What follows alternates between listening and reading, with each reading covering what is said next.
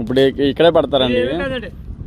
ఇప్పుడు ఇది అట్టుకెళ్తారు కదా, ఫ్రెష్ పట్టుకెళ్తాను కదా, ఎరువు ఇంత దాకపెట్టి నీటిలో వేయండి కొద్దిగా, ఈ అంతా నీటిలో వేసేయండి.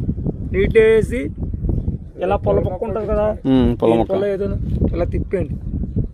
శుభ్రంగాను అంతా మేసం అంతా వచ్చేద్దండి. ఇది ఇలాంటి మేసాలు వచ్చేస్తాయి మొత్తం.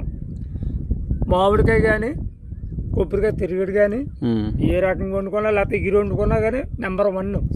ఒకసారి చూస్తే అండి మళ్ళీ మర్చిపోరు. మళ్ళీ ఇందులో గోదావరిలో గోదావరి అండి.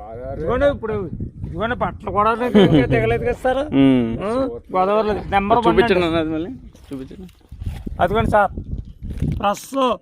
ఇది ఏమంటారు దీన్ని? చితికి అంటారండి. రొయ్య చితికి, రొయ్య పొట్టు.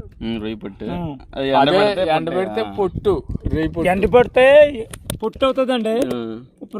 ఫ్రెష్గా వండుకుంటే మామూలుగా మనం వండేసుకోవచ్చు. థ్యాంక్స్ అన్న.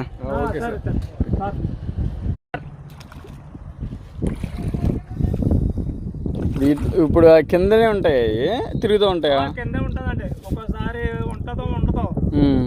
ఇప్పుడు ఈ టైంలో దొరుకుతుంది,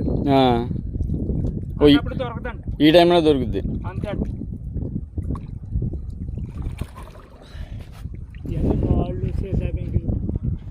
ఏం చేస్తామండి మా బాధ.